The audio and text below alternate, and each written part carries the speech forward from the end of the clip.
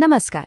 आज बात करते हैं भगवान दत्तात्रेय के उन 12 रहस्यमयी आध्यात्मिक द्वारों की जो महाराष्ट्र के माहूर के आसपास छिपे हुए हैं। चलिए इनके पीछे के गहरे अर्थ और कहानी को समझते हैं। तो पहला सवाल यही उठता है कि माहूर के चारों ओर जो ये 12 आध्यात्मिक द्वार हैं, जिन्हें खांडी भी कहा जाता है, ये आखिर है क्या? इनका राज क्या है? तो चलिए सबसे पहले ये समझते हैं कि ये रहस्यमयी द्वार आखिर हैं कहाँ। ये महाराष्ट्र के पवित्र क्षेत्र माहूर में स्थित हैं। तो ये जो 12 खंडी हैं, असल में ये 12 पवित्र जगहें हैं।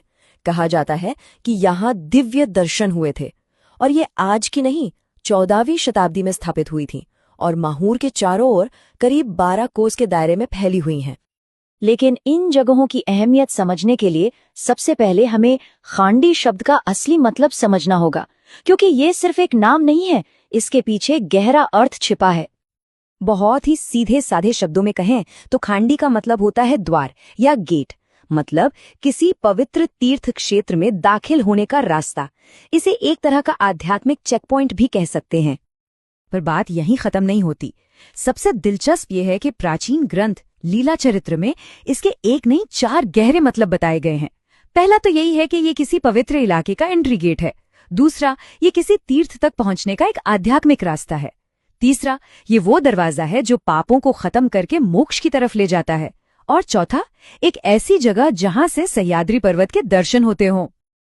और इसका जिक्र सिर्फ कहानियों में नहीं है, बाकायदा ऐतिहासिक सबूत भी है। जैसे ये उदाहरण देखिए, गोसावी भोगावती चिये खांडी हुणी बीजे करता थी। ये लाइन दिखाती है कि उस जमाने में इस शब्द का इस्तेमाल कैसे होता था, जो इसके ऐतिहासिक महत्व को और पुख्ता करता है। तो सवाल ये है कि ये खांडियां बनी कैसे? क्या ये हमेशा से थीं? नहीं, इनके बनने के पीछे एक साधक की अद्भुत खोज की कहानी है और उस साधक का नाम था पंडित विश्वनाथ व्यास।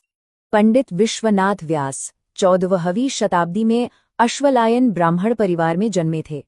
उन्होंने अपनी आध्यात्मिक शिक्षा आचार्य कमलाकर व्यास से ली और फिर आचार्य शिव व्यास गुर्जर से सन्यास की दीक्षा लेकर तपस्वी बन गए। इसके बाद वो माहूर के आसपास के इलाकों में कठोर तपस्या करने लगे। और इतनी कठोर तपस्या के पीछे मकसद क्या था? सिर्फ एक ही संकल्प था, भगवान श्री दत्तात्रेय का दर्शन प्राप्त करना है। बस यही एक धुन थी और इसी जबरदस्त इच्छा शक्ति ने इन पवित्र जगहों को जन्म दिया। तो अब आप समझ गए होंगे, हर एक खांडी असल में उस जगह पर बना एक निशान है जहां पंडित व्यास की तपस्या सफल हुई, जहां उनका संकल्प पूरा हुआ और उन्हें भगवान का एक दिव्य दर्शन मिला। तो चलिए अब उन 12 दर्शन स्थलों को देखते हैं। ये है वो 12 मुख्य खांडियां: जवड़ा, लाख, दिग्रस, पुसद, खरशी, शिलोणा, गगनमाड़, पारदी, चुरमुरा, कृष्णापुर, मन्याली और देहली। ये सिर्फ नाम नहीं है, ये पंडित व्यास की आध्यात्मिक यात्रा के वो पड़ाव हैं जहां उन्हें भगवान के दर्शन हुए। और इन 12 में से भी देहली खांडी सबसे ज्यादा खास मानी जाती है। क्यों?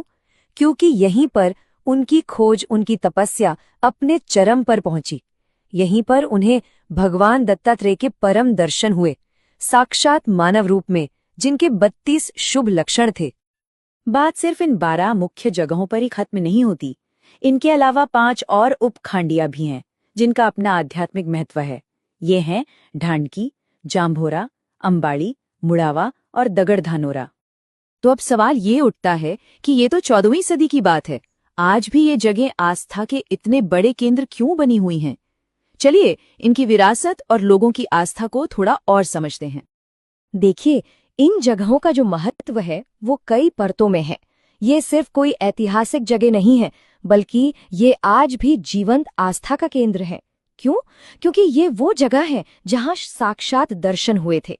ये आज भी माहूर के आध्यात्मिक द्वार माने जाते हैं, जो आज के तीर्थ यात्रियों को भी रास्ता दिखाते हैं।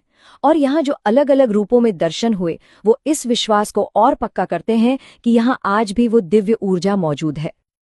और ये यकीन सिर्फ पुरानी किताबों या कहानियों तक ही नहीं है।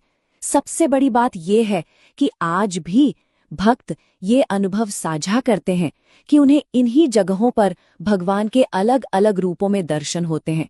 ये बात इस विचार को और भी मजबूत करती है कि ये स्थान सिर्फ पत्थर नहीं, बल्कि जीवंत आध्यात्मिक ऊर्जा के केंद्र हैं। और ये सब हमें एक बहुत ही गहरे सवाल पर लाकर छोड़ देता है। सोचिए, जब कोई जगह किसी आध्यात्मिक याद को, किसी दिव्य अनुभव को अपने अंदर सहेज लेती है, तो क्या उस अनुभव तक पहुंचने का दरवाजा कभी सच में बंद होता है? इस पर विचार जरूर कीजिएगा।